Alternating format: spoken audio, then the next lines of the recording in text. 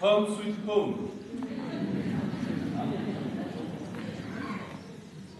C'est bon de se retrouver chez soi, avec ses frères, Dominique, ses sœurs, mais surtout celle qui ici nous accueille comme une mère, finalement, la mère de la foi dans ce Christ qui nous a fait passer des ténèbres à son admirable lumière. Je reprends volontiers, et j'espère que, j'en suis certain, que la Vierge Marie ne sera pas jalouse, je reprends volontiers ce terme, cette appellation, qui est l'appellation favorite du bienheureux Charles de Foucault, qui aimait appeler Marie-Madeleine sa mère, lui qui, en effet, avait connu cette expérience de la conversion.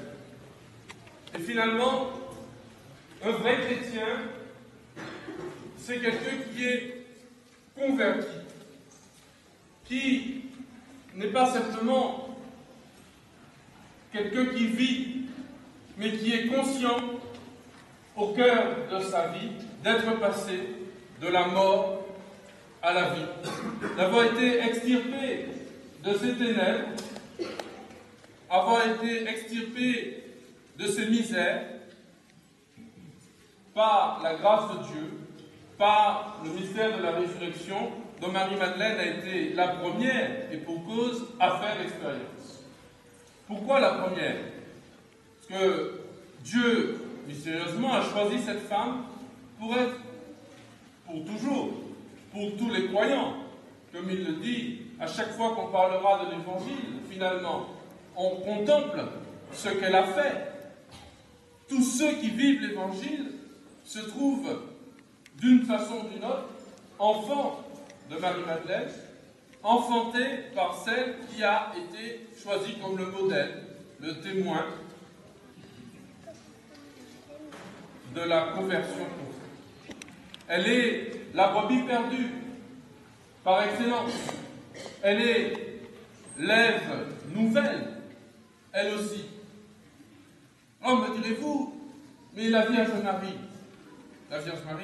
est l'Immaculée Conception, et justement, ce mystère de l'Immaculée Conception nous fait contempler Marie qui, dès sa conception, à l'instant même de sa conception, vit ce mystère de la résurrection.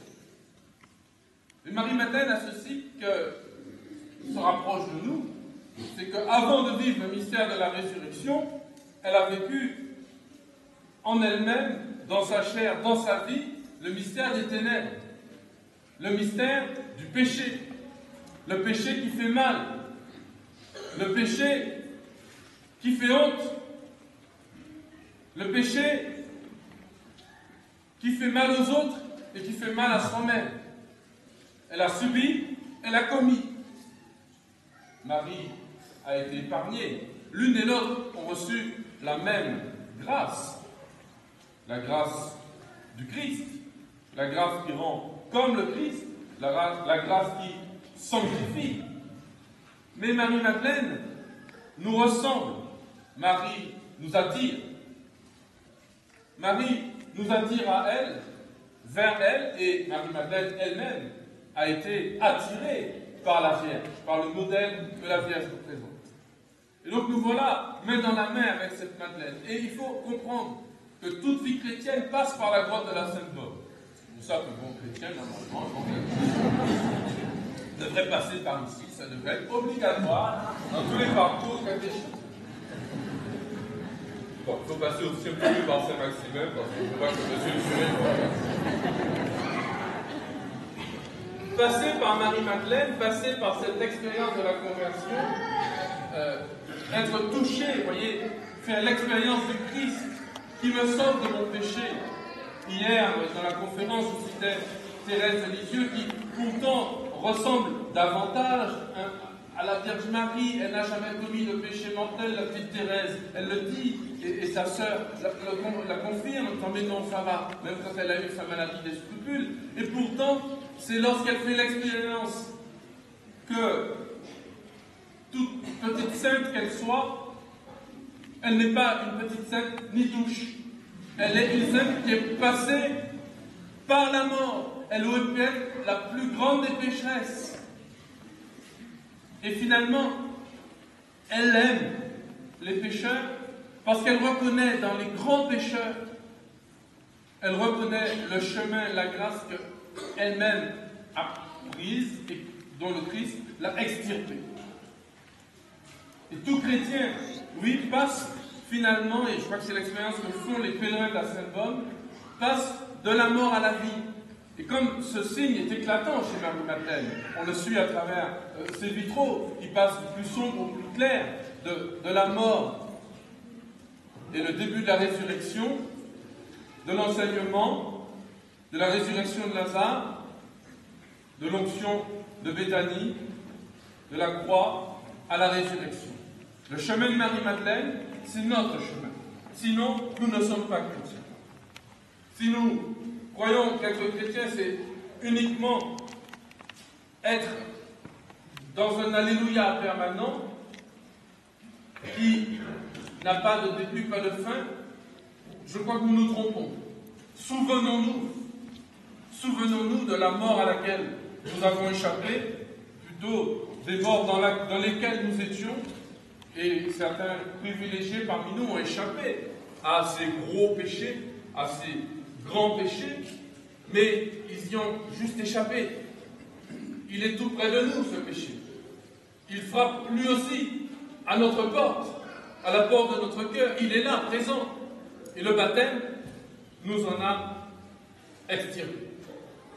La grâce du baptême, c'est celle-là. Et elle se voit de façon éclatante, comme en théâtre, comme sur une scène dans la vie de Marie-Madeleine. Madeleine est celle qui a été sauvée, et nous avons été sauvés. Ils sont nombreux à être sauvés. Ils sont nombreux, les saints, à être sauvés. Mais elle nous rappelle, et il faut s'en rappeler, qu'être saint, ce n'est pas oublier, c'est savoir que Dieu nous a sauvés, nous a tenus par la main. C'est le fondement même de notre foi.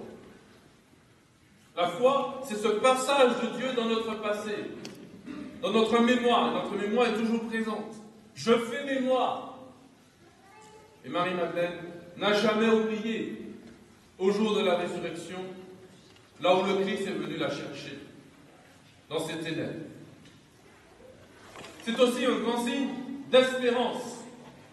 L'espérance, c'est de savoir que, comme Dieu est passé dans mon passé, dans ma vie, qu'il est venu me retirer de mes ténèbres, qu'il n'y a plus aucune ténèbre qui puisse me faire peur.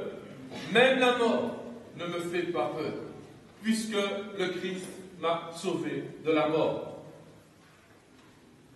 Ce souvenir du salut que nous contemplons encore une fois à travers Madeleine, c'est pour ça que nous l'aimons tellement. Ce souvenir du salut, c'est vivre maintenant, à l'instant présent, dans la foi et dans l'espérance. Le passé qui illumine, où la ténèbre n'est plus ténèbre, le futur libéré du poids de l'inquiétude et de la mort. Que reste-t-il? La foi, l'espérance. Marie-Madeleine nous apprend aussi à vivre la charité. Si la foi, c'est le passage de Dieu dans mon passé, si l'espérance, c'est la certitude du passage de la présence de Dieu dans mon futur, et dans le futur du monde, et dans le futur de ceux que j'aime, reste la présence de Dieu dans mon présent. Il est là maintenant. Et je pense que ce que fait Marie-Madeleine dans ce lieu, c'est justement cette éternelle présence. C'est la présence de notre cœur à la présence de Dieu. C'est ça la charité. C'est aimer ses frères, c'est faire des bisous et des câlins. Mais c'est surtout être en permanence étreint par la présence de Dieu. Le cœur saisi par sa présence, il est là maintenant. Notre cœur touche l'éternité. Et la vénérable tradition de Marie-Madeleine, qui est élevée 7 fois par jour au Saint-Pilon pour faire l'expérience de la cour des anges, nous enseigne cela. Cette présence de Dieu par l'amour, parce qu'il est présent dans ma mémoire, il est présent dans mon attente. Cette présence de Dieu dans le moment présent me rend soudain, me fait faire l'expérience de la vie éternelle. Quand on vient à la grotte de la Sainte-Bonne, en pèlerinage, quand on va auprès des reliques de Madeleine, non seulement l'expérience de notre passé, de notre péché, réel ou virtuel, c'est pas grave. On sait que Dieu nous en a sortis, c'est ça le salut. Cette expérience nous donne une force, la force de la présence de Dieu. Et cette présence nous fait entrer assez immédiatement dans le bonheur de la vie éternelle. Tout à l'heure, nous allons dire au Seigneur, nous attendons le bonheur que tu promets. Jamais cette phrase que nous prononçons juste après le Notre Père, que le président de l'Eucharistie prononce juste après le Notre Père, n'est aussi vrai que lorsque nous sommes ici à la Sainte-Bonne.